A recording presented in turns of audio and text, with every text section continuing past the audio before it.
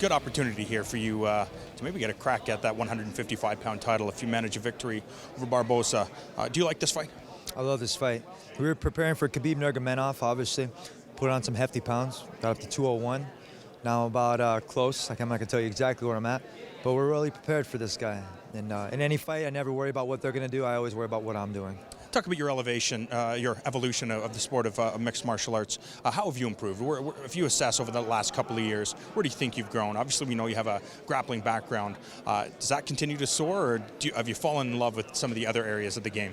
Maturity, man.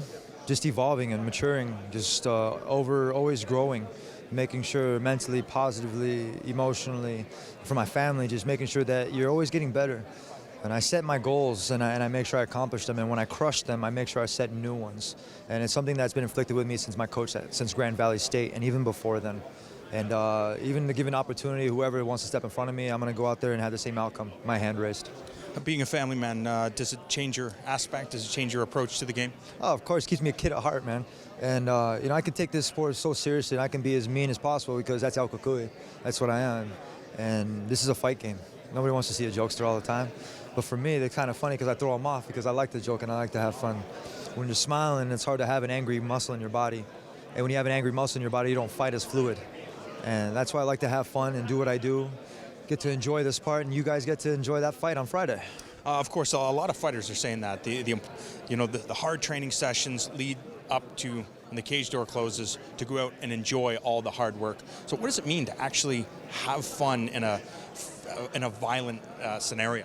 To be able to, it's kind of like a masterpiece. You get all your paints together.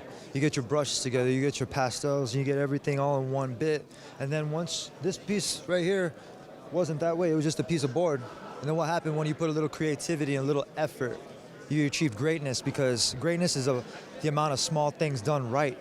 And that's what I've done in this fight camp. And Edson Barboza, I feel he did the right things in this fight camp, but not as well as I did. At 2:30 in the morning, making my runs, 4.5 miles, 5 miles, always doing it, sending pictures, doing it, making sure that he knows that I'm training hard in him. I want him to be scared. I want him to fight like that. Creativity anybody that watches you fight, you're very, very creative. Is something conscious, or is it just your default because of the hard training?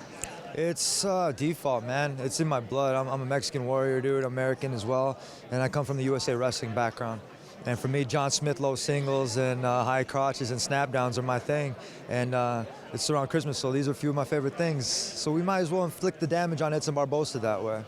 We've talked to so many wrestlers that said, being in college and learning to deal with the grind, that's been the mentality. You just deal with suffering. But later throughout their career, they said, okay, they have to change because the grind will prevent them from achieving the success, because wearing down your body or injuries. Have you had to reel things back because of that? Just one time. My fight with Michael Johnson, I broke my arm in round 2. It sucked, but I wasn't a punk. I wasn't going to have a KO or TKO on my record. It wasn't going to happen, so I finished the fight. There's very few of us out there that do that. And the ones that do that are the ones that get remembered. That is what I'm building. I have built it already. I don't have a head coach overseeing everything that I'm doing. I have to make sure that I'm doing the right things for my family, because this is my career. I've built my business from the ground up.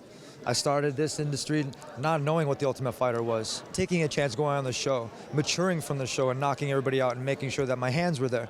Everybody thought I was a boxer and I was a wrestler. So what do you think happened when I learned jiu-jitsu and Muay Thai? What do you think is going to happen now when I keep sharpening up my skills?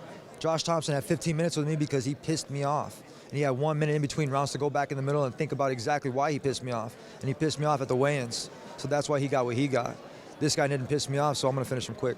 When you think about all you've achieved thus far, you look at what's going down these 3 days here in Vegas. Of course, the spotlight being stolen by Conor and Jose Aldo. But on Sunday morning, how do you make sure people know that your name is the name they should remember? Because they're going to remember, they're going to see it on SportsCenter, they're going to see it on everything else. Ba-da-da, ba-da-da. That's what you want to hear, right? That's why I create those opportunities in there, so that way my highlight, my legacy is sealed. You guys will see it on there, and if people remember it, they're going to be the diehard fans. Those are the only ones I want. I don't want the people jumping on the road wagon. No, I want the guys that have seen me since Ultimate Fighter grow to where I'm at till now, the champion status, which I deserve.